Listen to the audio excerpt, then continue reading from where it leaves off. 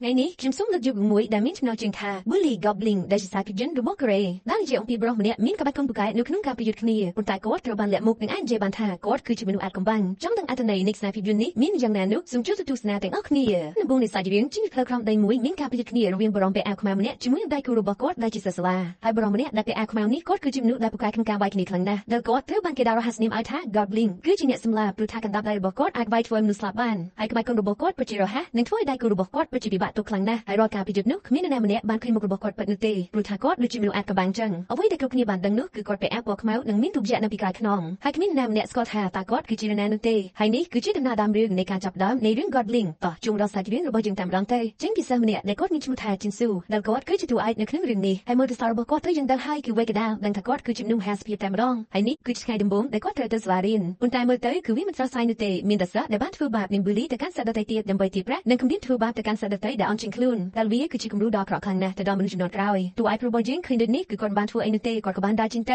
ដល់បានមួយសន្ទុះក៏មានចៅម្នាក់បានឆោកបបអ៊ំស្រីដែលដើរកាត់នៅលើដងផ្លូវនោះឃើញដូចនេះជីនស៊ូគាត់ក៏បានយកជើងរបស់គាត់តាក់ជើងធ្វើចោលនោះដួលពេលដែលគេដួលងើបឡើងគេក៏បានយកកំបិតដើម្បីចង់ប្រយុទ្ធជាមួយនឹងតួឯករបស់យើងដែលតួឯករបស់យើងក៏បានរត់ទៅណែនោះដែរដែលគាត់នៅព្យាយាមស៊ូជាមួយនឹងចៅម្នាក់នោះប៉ុន្តែស្នងល្អក៏មានសិស្សម្នាក់បានជួយគាត់ដែលបានលើកចោលនោះបោះទៅលើខ្នល់យ៉ាងពេញទំហឹងតែម្ដងហើយក៏បានយកកាបូបនោះទៅឲ្យអ៊ំស្រីម្នាក់នោះវិញមើលទៅកាប់កិរិយារបស់ពួកគេទាំងពីរនាក់ពិតជាល្អខ្លាំងណាស់ប៉ុន្តែភ្លាមនោះចៅក៏បានរត់ទៅចាក់គីមយ៉ុងប៉ុន្តែស្នងល្អតួឯករបស់យើងក៏បានធាក់គីយ៉ាងពេញទំហឹងបើមិនដូច្នេះទេប្រកាសជាត្រូវចៅនោះចាក់គីមយ៉ុងមួយកំបិតជាមិនខានពួកគេទាំងពីរនាក់ក៏បានរាប់អានគ្នាធ្វើជាមិត្តភក្តិបើសិនជាគ្មានការជួយពីតួឯករបស់យើងទេគីមយ៉ុងគាត់ប្រកាសជាត្រូវរបួសជាមិនខានហើយប្រុសម្នាក់នេះគាត់មិនមែនជាមនុស្សធម្មតានោះទេនៅក្នុងសាលាដែលតួឯករបស់យើងរៀននោះគាត់គឺជាមេគេតែម្ដងពេលដែលតួឯករបស់យើងមកដល់ក្នុងបន្ទប់រៀនគ្រប់សកម្មភាពសិស្សដែលនៅក្នុងបន្ទប់នោះគឺគ្មានស្នាប់ធ្នាប់នោះទេមានតែភាពរញ៉េរញ៉ៃនិងការអួតអាងទៅលើការវាយគ្នាតែប៉ុណ្ណោះតែតួឯករបស់យើងគាត់ក៏បានដើរទៅតុកដោយមិនខ្វាយខ្វល់អីនោះទេហើយមិត្តភក្តិដំបូងដែលតួឯករបស់យើងជួបនោះគាត់មានឈ្មោះថាយឹងស៊ូព្រាមនោះគាត់ក៏បានព្យាយាមនិយាយទៅកាន់តួឯករបស់យើងថាអេឯមានស្គាល់ Goblin អត់ Goblin គឺជាមនុស្សម្នាក់ដ៏ប្រកែកនៅក្នុងការវាយគ្នាខ្លាំងណាស់ណាយើងឮថាគេមកវានៅទីនេះប៉ុន្តែគ្មាននរណាម្នាក់បានដឹងថាតើគេគឺជានរណានោះទេហើយយឹងស៊ូគេក៏បានប្រាប់ទៅតួឯករបស់យើងថាឯងត្រូវតែប្រយ័ត្នខ្លួនហើយមនុស្សម្នាក់ទៀតដែលឯងត្រូវប្រយ័ត្ននោះគេមានឈ្មោះថាគីមយ៉ុងគេគឺជាបងធំនៅក្នុងសាលានេះតែម្ដងហើយគ្មានសិស្សណាគេហ៊ានក្អកជាមួយគេនោះទេដូច្នេះហើយឯងត្រូវតែប្រយ័ត្នខ្លួនយ៉ាបងយឹងស៊ូមករៀនសោះណាដូចធ្វើសង្គ្រាមចឹងហើយងាកទៅមើលសិស្សនៅខាងក្រោយនេះវិញគេមានឈ្មោះថាដុងជោគេគឺជាសិស្សម្នាក់ដ៏សង្ហាខ្លាំងណាស់ប្រចាំនៅក្នុងថ្នាក់នេះតែម្ដងហើយគេគឺជាមនុស្សដែលមិនសូវចេះមុតក៏ច្រើនទៀតប៉ុន្តែគេក៏មិនខ្លាចនរណាម្នាក់នៅក្នុងសាលានេះឡើយហើយអ្នកទាំង3នាក់នេះគឺជាមនុស្សមិនចេះរករឿងនិងមានបញ្ហាជាមួយនឹងអ្នកណាឡើយប៉ុន្តែក៏កុំប៉ះពាល់គេអសោះព្រោះថារឿងវាយគ្នាក៏ពួកគេមិនអត់នោះដែរ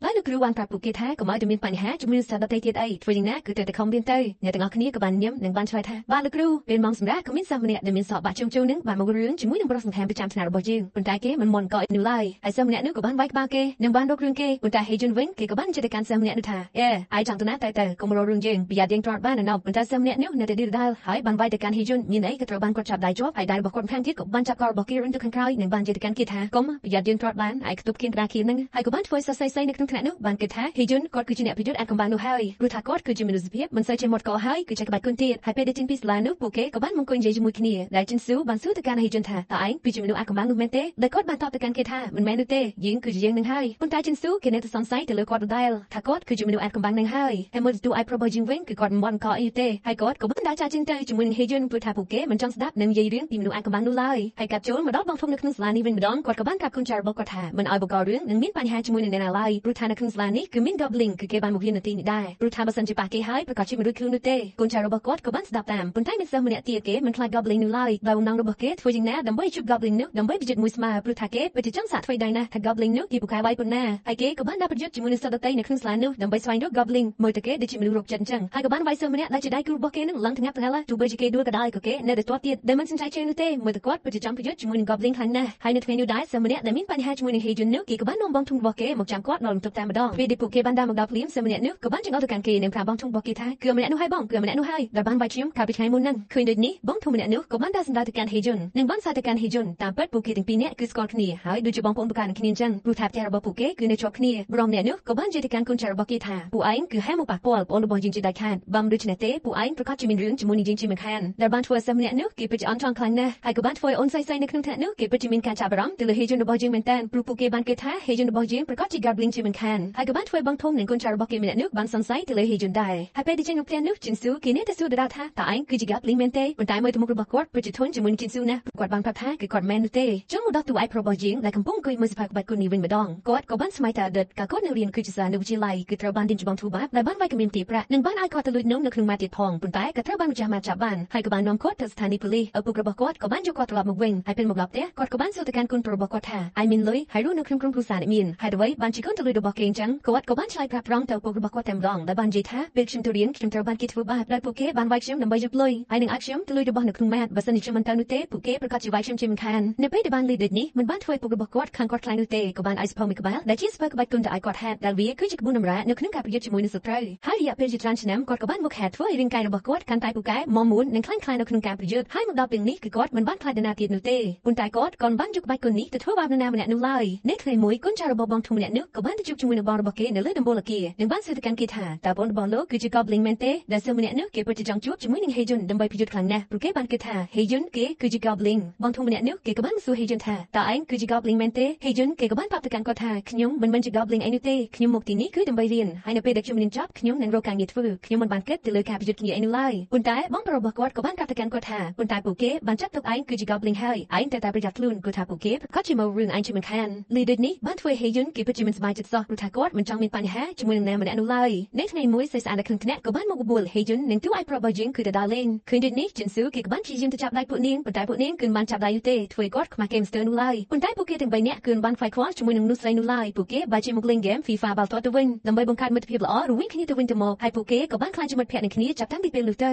ហើយរឿងរបស់យើងវិញម្ដងដែលកូនចៅរបស់បងធំនោះគេក៏បានធ្វើកោទូភ្លីងនៅក្នុងសាលាដែលបានដាក់វាយសតទាំងអស់នៅក្នុងថ្នាក់នោះឲ្យតែតាក់ទងនឹងបានគិតថាពួកគេគឺជា Goblin មើលទៅគេដូចជាបិសាចអញ្ចឹងហើយពេលនេះគេគឺជា Top 1នៅក្នុងសាលានេះហើយគ្មាននរណាអាចវាយឈ្នះគេនោះទេប៉ុន្តែមិនទាន់បានជួប Goblin ប្រកបនោះឡើយនៅថ្ងៃមួយកូនចៅរបស់បងធំនោះគេក៏បានមកប្រយុទ្ធជាមួយនឹងបងរបស់ Heyun ដើម្បីសាកថ្មីដៃគ្នាថានរណាគឺជាអ្នកខ្លាំងពិតប្រាកដរា Jinsu នៅពេលដែលគេបានលើដំណឹងនេះគេក៏បានបបួលទូឯប្រុសរបស់យើងហើយនឹង Heyun ទៅមើលដែលបានគិតថាបងធំរបស់ Heyun គាត់គឺជា Goblin ប៉ុន្តែទូឯប្រុសរបស់យើងបាននិយាយថាគេមិនមែនជា Goblin ទេការប្រយុទ្ធក៏បានចាប់ផ្ដើមដោយមានការវាយទៅវាយមកគឺមិនមកអាដៃនោះទេបងធំម្នាក់នោះក៏បានវាយទៅកាន់ដៃគូរបស់គេជាច្រើនដៃប៉ុន្តែប្រុសម្នាក់នោះហាក់បីដូចជាបិសាចអញ្ចឹងគឺគេមិនជួយនោះទេគេក៏បានយកមកតនឹងវាយទៅកាន់គាត់វិញហើយពេលដែលបងធំម្នាក់នោះបានតទៅកាន់គេក៏បានចាប់ជើងគាត់ជាប់ហើយក៏បានអុកមួយជង្គង់និងបានវាយបងធំម្នាក់នោះឡើងដួលហើយក៏បានរត់មកទាត់បងធំនេះជាច្រើនជើងយ៉ាងពេញទំហឹងធ្វើឲ្យគាត់គឺមិនអាចងាកមកតជាមួយនឹងគេបាននោះឡើយឃើញដូចនេះកូនចៅរបស់គេក៏បានមកចាប់តែមកគាត់ប៉ុន្តែមានអីបើត្រូវម្នាក់នោះបានវាយគេជាច្រើនដៃធ្វើឲ្យគេស្លាប់ឈឹងតែម្ដងហើយគេក៏បានងើបដើរទៅនឹងសាច់ដូចជាគ្មានរឿងអីកើតឡើងចឹង Heyun នៅពេលដែលគាត់បានដឹងថាបងធំរបស់គាត់បានប្រយុទ្ធចាញ់គាត់ពិតជាមានការភ្ញាក់ផ្អើលខ្លាំងណាស់ហើយគោលដៅរបស់ពួកគេដែលត្រូវប្រយុទ្ធនោះគឺជា Heyun នឹងហើយដោយបងធំរបស់គេក៏បានតាមមកប្រាប់ថាគោលដៅបន្ទាប់ដែលគេត្រូវប្រយុទ្ធនោះគឺជាឯងនឹងហើយពេលប្រយុទ្ធគឺឯងត្រូវតែប្រយ័ត្នឲ្យបានខ្ពស់ព្រោះថាពេលប្រយុទ្ធគេមិនមែនជាមនុស្សនោះទេគេដូចជាបិសាចអញ្ចឹងនៅថ្ងៃមួយពេលដែលពួកគេកំពុងរៀនពូសិស្សដែលចង់ប្រយុទ្ធជាមួយនឹង Heyun នោះគេក៏បានចូលមកដល់ហើយបានសួរទៅកាន់ Heyun ថាតើឯងគឺជា Goblin មែនទេគាត់ក៏បានឆ្លើយទៅកាន់គេថាមិនមែននោះទេ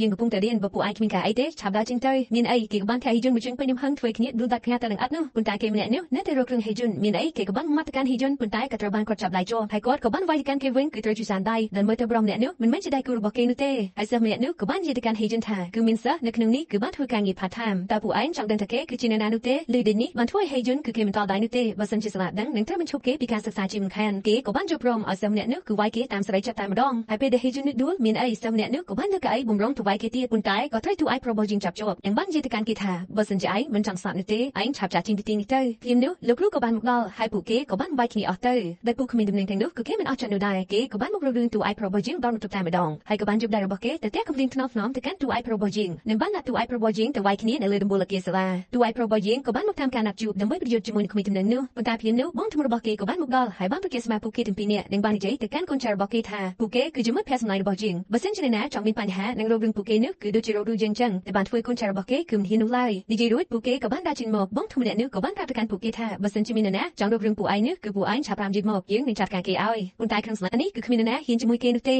នៅថ្ងៃមួយគឺជាថ្ងៃដែល Heyun បានធ្វើការនៅក្នុងម៉ាតមួយកន្លែងភ្លាមនោះពួកក្មេងទំនឹងទាំងនោះក៏បានចូលមកដល់ទីនេះហើយក៏បានយករបស់របរនិងវ៉ាន់ជាច្រើនយកជាងទៅដែលមិនឲ្យប្រាក់នោះទេគឺឲ្យ Heyun គឺជាអ្នកចេញប្រាក់បើមិនដូច្នេះទេគេនឹងប្រាប់គ្រូពីរឿងដែល Heyun ធ្វើការ part time នៅក្នុងម៉ាតនេះហើយនេះគឺជាហេតុផលដែលគាត់បានធ្វើចាញ់ពួកក្មេងទំនឹងទាំងនោះនៅថ្ងៃមួយពេលដែល Heyun គេបានដើរទៅជួបជាមួយនឹងសង្សាររបស់គេក៏បានជួបជាមួយនឹងក្មេងទំនឹងទាំងនោះដែលពួកគេប្រកាសជឿថា Heyun គេគឺជា Goblin នឹងហើយពេលនេះគឺពួកគេនឹងមកចាត់ការគាត់នៅទីនេះតែម្ដងហើយក៏បានគំរាមគាត់ពីការប្រាប់លោកគ្រូពីរឿងនេះមានអីគាត់ក៏ត្រូវបានពួកនោះគឺវាយធ្វើបាបព្រួតវាយតែម្ដងដោយ Heyun គឺគេមិនបានតដៃនោះទេប៉ុន្តែចុងក្រោយក្មេងទំនឹងម្នាក់នោះក៏បានយកដំបងជ្រុងមួយវាយចង់ខ្វល់របស់គេពេញទំហឹងមានន័យធ្វើគេស្លាប់នៅទីនោះតែម្ដងគាត់ក៏ត្រូវបានបញ្ជូនមកសម្រាប់ព្យាបាលនៅមន្ទីរពេទ្យរូបភាពបែបនេះបានធ្វើឲ្យទូឯប្រុសរបស់យើងពិតជាខ្លាំងណាស់ដោយបានសួរថាតើណាគឺជាអ្នកធ្វើរឿងនេះដោយJinsuបានប្រាប់ថាគឺពួកក្មេងទំនឹងនោះហើយនៅពេលដែលបានឮបែបនេះកាន់ធ្វើឲ្យទូឯប្រុសរបស់យើងពិតជាមិនអាចដកអោនឲ្យគេបាននោះឡើយទូឯប្រុសរបស់យើងគាត់ក៏បានត្រឡប់មកដល់ផ្ទះហើយក៏បានយកឈុត Goblin របស់គាត់ចេញមកតែម្ដងព្រោះថាពេលនេះភ្លើងកំហឹងរបស់គាត់គឺមិនអាចទម្លាក់បាននោះទេគាត់ក៏បានទៅប្រយុទ្ធជាមួយនឹងពួកនោះក៏បានទៅចាត់ការជាមួយនឹងកូនចៅរបស់ពួកគេគ្មាននរណាអាចតដៃជាមួយនឹងគាត់បាននោះទេហើយក្មេងទំនឹងនោះក៏បានប្រយុទ្ធជាមួយគាត់ប៉ុន្តែគេមិនមែនជាដៃ គូរបស់គាត់នោះឡើយក៏ត្រូវទូឯប្រុសរបស់យើងក៏បានវាយទៅកាន់គេធ្វើគេមិនអាចស៊ូជាមួយទូឯប្រុសរបស់យើងបាននោះឡើយ